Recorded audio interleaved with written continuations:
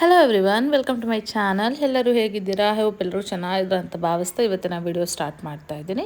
ಇವತ್ತು ಬಂದು ನಾನು ತುಂಬ ಈಸಿಯಾಗಿ ಯಾವ ರೀತಿ ಚಿಕನ್ ಬಿರಿಯಾನಿ ಮಾಡೋದು ವಿತಿನ್ 10 ಮಿನಿಟ್ಸ್ ಒಳಗಡೆ ಅದನ್ನು ತೋರಿಸ್ಕೊಡ್ತಾ ಇದ್ದೀನಿ. ಅದಕ್ಕೆ ಬೇಕಾಗಿರೋ ಇಂಗ್ರೀಡಿಯೆಂಟ್ಸ್ ಬಂದು ಚಿಕನ್ ತೊಗೊಂಡಿದ್ದೀನಿ, ಜೊತೆಗೆ ಆನಿಯನ್ ಮತ್ತು ಪುದೀನ ಸೊಪ್ಪು ಮತ್ತು ಗ್ರೀನ್ ಚಿಲ್ಲೀಸ್ ಆ್ಯಂಡ್ ಶುಂಠಿ ಬೆಳ್ಳುಳ್ಳಿ ಪೇಸ್ಟ್ನ ತೊಗೊಂಡಿದ್ದೀನಿ.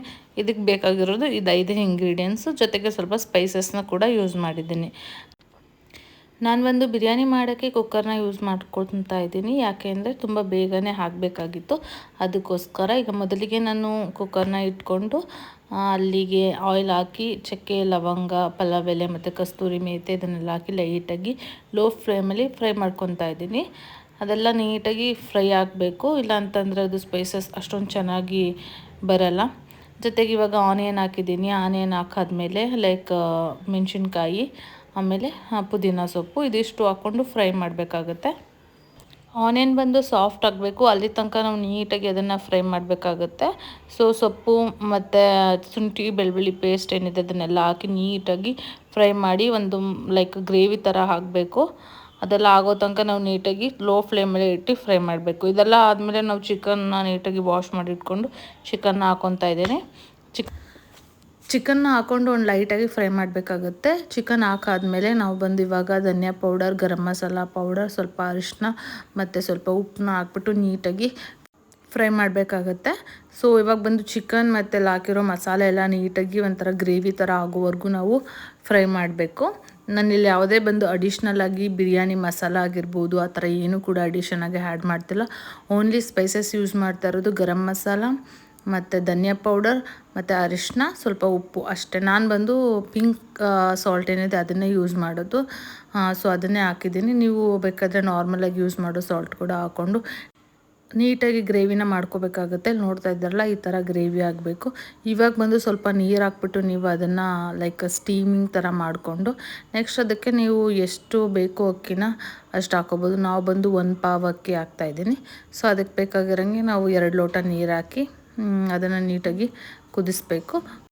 ಈಗ ನೋಡ್ತಾ ಇದ್ರಲ್ಲ, ಈ ರೀತಿ ಕನ್ಸಿಸ್ಟೆನ್ಸಿ ಬರೋವರೆಗೂ ನಾವು ಚಿಕನ್ನ ನೀಟಾಗಿ ಕುಕ್ಕರಲ್ಲಿ ಇಟ್ಕೊಂಡು ಬೇಯಿಸ್ಕೊಂಡ್ರೆ ನಮಗೆ ಬಿರಿಯಾನಿ ತುಂಬ ಚೆನ್ನಾಗಾಗುತ್ತೆ. ಇವಾಗ ಬಂದು ನಾನು ಇಲ್ಲಿ ಅಕ್ಕಿ ಹಾಕ್ಕೊತಾ ಇದ್ದೀನಿ. ಅಕ್ಕಿನೂ ಕೂಡ ಸ್ವಲ್ಪ ಚಿಕನ್ ಜೊತೆಗೆ ಸೇರಿ ಸ್ವಲ್ಪ ಮಿಕ್ಸ್ ಮಾಡಬೇಕಾಗತ್ತೆ. ರೈಸ್ನ ಚಿಕನ್ ಜೊತೆಗೆ ಸೇರಿ ನೀಟಾಗಿ ಮಿಕ್ಸ್ ಮಾಡಿ ಅದನ್ನು ಲೈಟಾಗಿ ಫ್ರೈ ಮಾಡಬೇಕು. ಅದೆಲ್ಲ ನೀಟಾಗಿ ಸ್ವಲ್ಪ ಫ್ರೈ ಆದಮೇಲೆ ನಾನು ಬಂದು 1 ಪಾವು ಅಕ್ಕಿ ತೊಗೊಂಡಿದ್ದೆ, ಅದಕ್ಕೆ ಬಂದು 2 ಗ್ಲಾಸ್ ನೀರು ಹಾಕ್ತಾಯಿದ್ದೀನಿ. ಇವಾಗ 2 ಗ್ಲಾಸ್ ನೀರು ಹಾಕ್ಬಿಟ್ಟು ಅದನ್ನು ನೀಟಾಗಿ ಕುದಿ ಬರಬೇಕು ಕುಕ್ಕರಲ್ಲಿ. ನಾವು ಅದು ಕುದಿಯೋಕ್ಕಿಂತ ಮುಂಚೆ ಏನಾದರೂ ನಾವು ಲಿಡ್ನ ಕ್ಲೋಸ್ ಮಾಡಿಬಿಟ್ರೆ ಈ ಮಸಾಲೆ ಮತ್ತು ರೈಸ್ ಎಲ್ಲ ಸಪ್ರೇಟ್ ಇರುತ್ತೆ, ನೀಟಾಗಿ ಬಾಯ್ಲ್ ಆಗೋಲ್ಲ. ಅದಕ್ಕೋಸ್ಕರ ಒಂದು ಕುದಿ ಬಂದಮೇಲೆ ನಾವು ಅದನ್ನು ಲಿಡ್ನ ಕ್ಲೋಸ್ ಮಾಡಬೇಕಾಗುತ್ತೆ. ಲಿಡ್ ಕ್ಲೋಸ್ ಮಾಡಬೇಕಾದ್ರೆ ನಾನು ಬಂದಿಲ್ಲಿ ಸ್ವಲ್ಪ ಲೆಮನ್ನ ಹಾಕ್ತಾಯಿದ್ದೀನಿ. ಲೆಮನ್ ಆದರೂ ಹಾಕ್ಕೋಬೋದು, ಇಲ್ಲಾಂದರೆ ಕರ್ಡಾದರೂ ಹಾಕ್ಕೋಬೋದು, ಬಟ್ ನಾನು ಇವಾಗ ಲೆಮನ್ನ ಯೂಸ್ ಮಾಡ್ತಾಯಿದ್ದೀನಿ. ಈ ರೀತಿ ಒಂದು ಸಲ ಬಾಯ್ಲ್ ಆಗೋಕ್ಕೆ ಸ್ಟಾರ್ಟ್ ಆಗಬೇಕು. ನೀಟಾಗಿ ಒಂದು ಸಲ ಬಾಯ್ಲ್ ಆದಮೇಲೆ ನಮ್ಮ ಲಿಡ್ನ ಕ್ಲೋಸ್ ಮಾಡೋದ್ರಿಂದ ಬಿರಿಯಾನಿ ನಾವು ಇವಾಗ ಪಾತ್ರೆಯಲ್ಲಿ ಯಾವ ರೀತಿ ಮಾಡ್ತೀವಿ ಅದೇ ರೀತಿ ಆಗುತ್ತೆ. ಅದೆಲ್ಲ ಹಾಕಾದ್ಮೇಲೆ ಒಂದು 2 ವಿಷಿಲ್ಸ್ನ ಕೂಗಿಸ್ಬೇಕು ಕಂಪ್ಲೀಟಾಗಿ. ವಿಷಿಲ್ಸ್ನ ಕೂಗಿಸಾದ್ಮೇಲೆ ನಾವು ಬಂದು ಇಲ್ಲಿ 1 ಸ್ಪೂನ್ ತುಪ್ಪ ಹಾಕ್ತಾಯಿದ್ದೀನಿ. ಸ್ವಲ್ಪ ಜನ ಸ್ಟಾರ್ಟಿಂಗ್ ಎಣ್ಣೆ ಜೊತೆಗೆ ತುಪ್ಪ ಹಾಕಿ ಬಿರಿಯಾನಿ ಮಾಡ್ತಾರೆ, ಬಟ್ ನಾನು ಅದನ್ನು ಲೆಡ್ ಓಪನ್ ಮಾಡಾದ್ಮೇಲೆ 1 ಸ್ಪೂನ್ ತುಪ್ಪ ಹಾಕಿ ನೀಟಾಗಿ ಮಿಕ್ಸ್ ಮಾಡ್ತಾಯಿದ್ದೀನಿ. ಚಿಕನ್ ಮತ್ತು ರೈಸ್ನ ಯಾವುದೇ ರೀತಿ ಮಿಕ್ಸ್ ಮಾಡೋ ಅವಶ್ಯಕತೆ ಇಲ್ಲ, ನೀಟಾಗಿ ಪ್ರಾಪರಾಗಿ ಅದಾಗಿರುತ್ತೆ. ಬಟ್ ಸ್ಟಿಲ್ ಒಂದು ಸಲ ಮಿಕ್ಸ್ ಮಾಡೋದ್ರಿಂದ ಚೆನ್ನಾಗಾಗುತ್ತೆ.